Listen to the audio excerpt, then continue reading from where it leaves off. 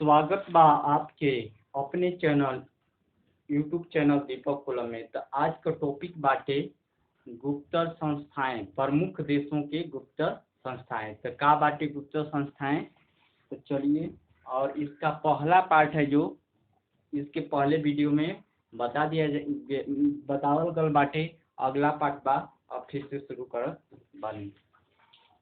चलिए तब आइए, का है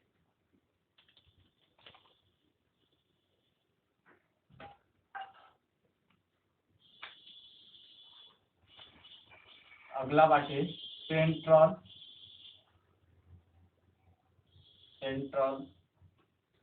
intelligence intelligence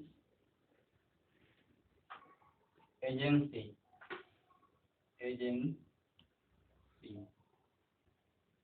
CIA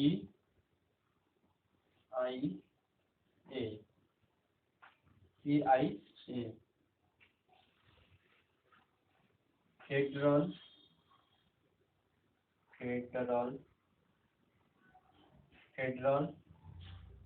bureau of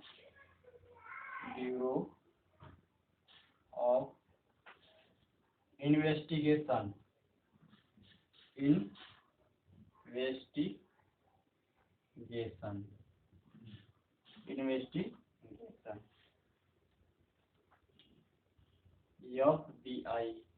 FBI ये कहाँ का है? तो USA की गुप्तचर संस्था है। तो इसको कैसे, मतलब ये कैसे रिलेट करेंगे, किस प्रकार से रिलेट करेंगे, तो इसको हम ध्यान में देना है। Central intelligence agency CI, central intelligence agency CI और federal bureau of investigation, central bureau of investigation FBI। देखिए ध्यान में देखिए, यह क्या बाटे, CIA FBI, यह किसके पास है, किसके पास बाटे, तो USA के पास बाटे। CIA और FBI यह किसके पास बाटे, तो USA के पास है। देखिए ध्यान में देने के बाद central intelligence agency CI USA का गुप्तचर संस्था बाटे। Federal bureau of investigation FBI यह USA का सेंट्रल गुप्तचर संस्था बाटे। ध्यान में रखने के बाद कि CIA FBI USA के पास गुप्तचर संस्था बाटे। आगे अगला, तो ध्यान में देखे के बाद हमेशा कि USA CIA FBI USA के पास गुप्तचर संस्था बाटे। तो एक मतलब ही बाटे central intelligence agency CIA, federal bureau of investigation FBI is USA के पास बाटे, यह गुप्तचर संस्था बा। तो अगला बाटे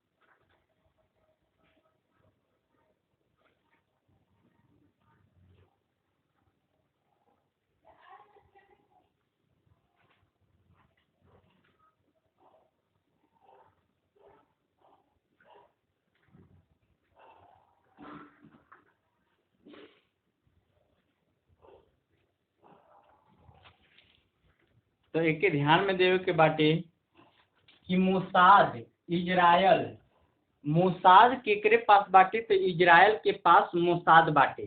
मोसाद केकरे पास बाटे, तो इजराइल के पास मोसाद बाटे। इजराइल के पास मोसाद बाटे। एकर मतलब ई बाटे कि मोसाद गुप्तचर संस्था बा, ई इजराइल देश क बाटे। तो ई मोसाद जौन इजराइल देश क गुप्तचर संस्था बा। एक ध्यान में रखे के बाटे कि मोसाद कौना देश के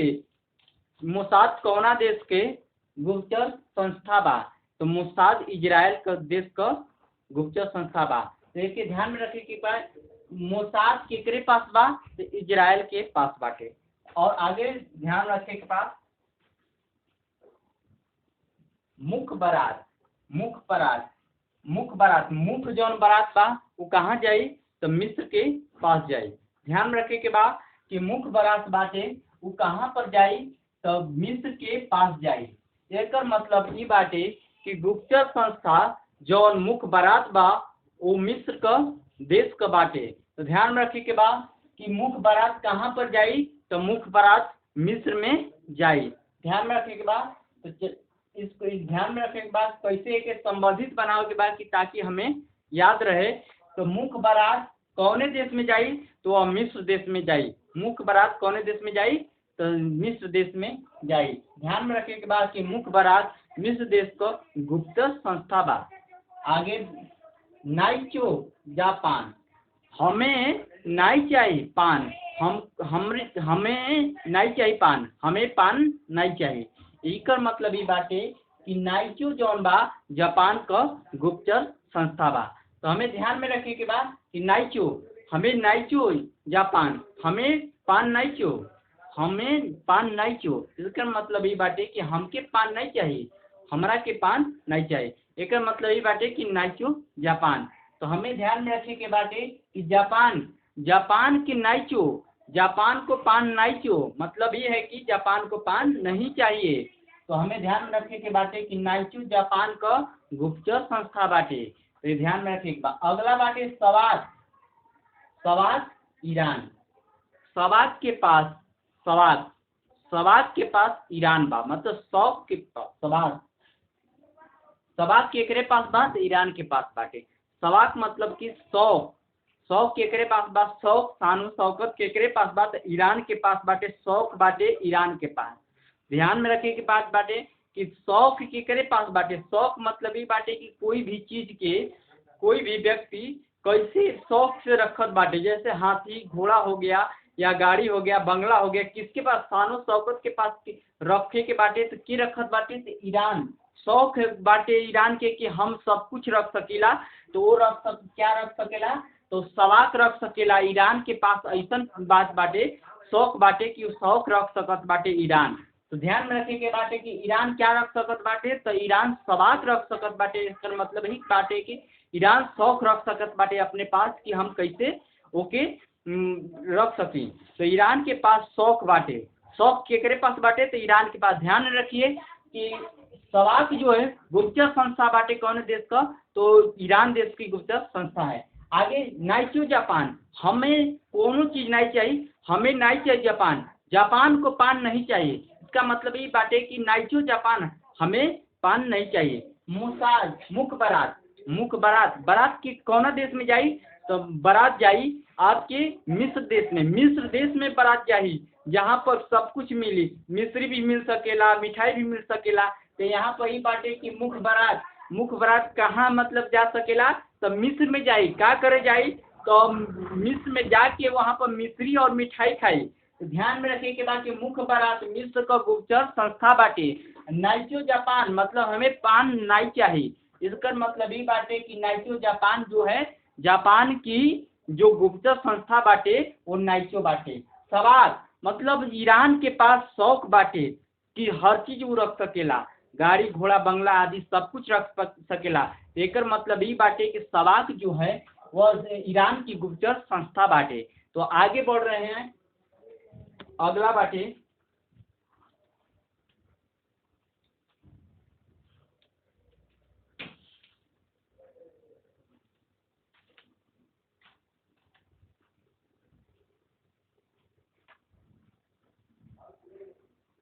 अगला बार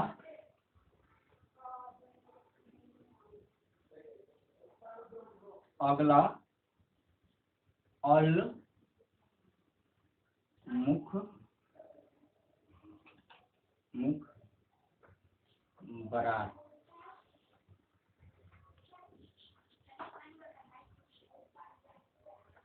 अल मुख बरात इराक का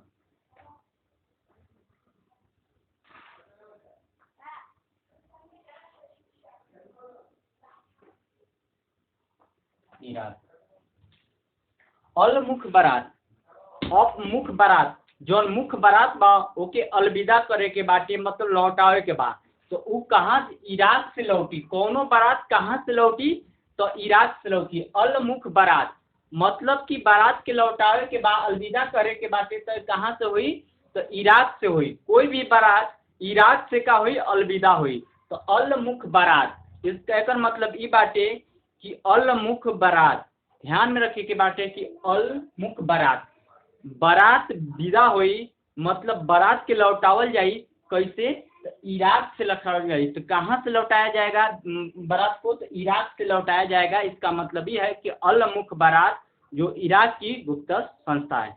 चलिए एक बार रिपीट भी करेंगे। सबसे पहले जहाँ यहाँ पर जो है अभी मौजूद लिखे हुए हैं उसको मतलब हम फिर से वर्णन करेंगे और उसको समझाएंगे भोजपुरी में ताकि आप लोग को दिमाग में मतलब कि समझ में आ जाए। एक बार समय को भी देखते हैं। चलिए तो अभी समय है उसको थोड़ा सा दिमाग में रख देते हैं। मोसाद मोसाद मोसाद केकरे पास बाटे तो मोसाद इजराइल के पास बाटे मोसाद जौन बाटे इजराइल के पास बाटे एकर मतलब ये बाटे कि मोसाद इजराइल का गुप्त संस्था बा।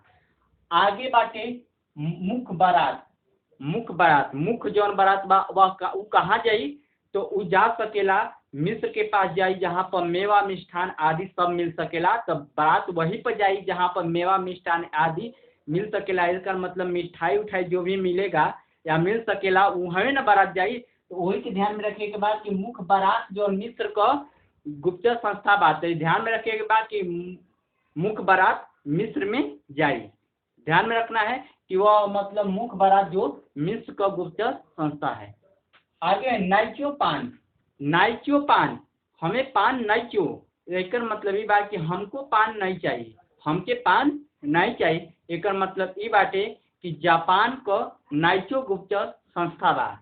ध्यान में रखिए के बाद सवाक शौक केकरे पास बाटे शौक जौन बाटे ईरान के पास बाटे गाड़ी घोड़ा बंगला आदि रखे का शौक केकरे पास बाटे ईरान के पास शौक बाटे शान शौकत बा केकरे पास ईरान के पास बाटे तो एकर मतलब ई बाटे कि सवाक जौन बा ईरान को गुप्त संस्था बाटे। अल मुख बारात का मतलब ई भाई कि बारात कहाँ से विदाई हुई तो इराक से बारात की विदाई हुई। अल मुख बारात एकर मतलब है कि अलविदा कह दियल जाई मतलब कि विदाई कहाँ से हुई बारात का तो इराक से हुई। एके संबंधित बनावे के बाद कि दिमाग में ताकि रह सके ई गुप्त संस्था है सभी देश का मतलब कि बहुत से देशों का अपन अपन संस्था बाटे तो उहे संस्था बाटे कि अल मुख बारात इराक का गुप्त संस्था बा। तो चलिए अब इसे मिटाते हैं और आगे और सा वर्णन कर रहे हैं जो पहले वीडियो में हो चुका है तो ध्यान में रखिए उसको हम बताएंगे एक ठो।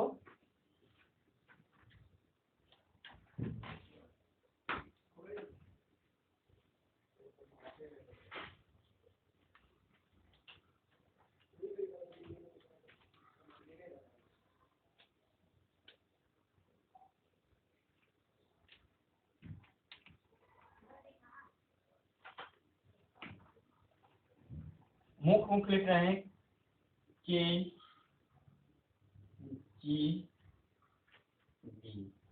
KGB या KGB या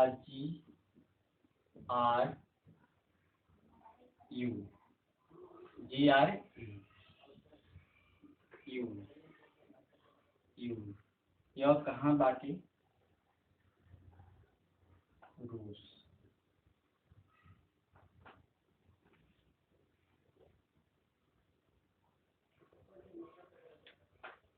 आखिरी बार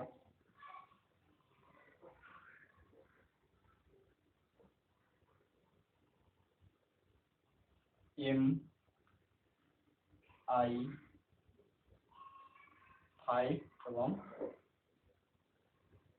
6 स्पेशल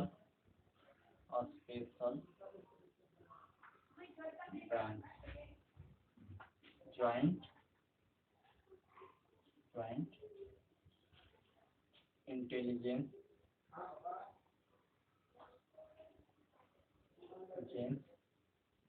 ऑर्गेनाइजेशन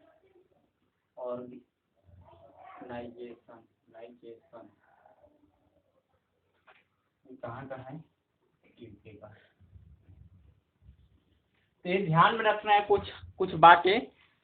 तो KGB-GRU रूस गलबाटे, ये रूस गलबाटे का KGB-GRU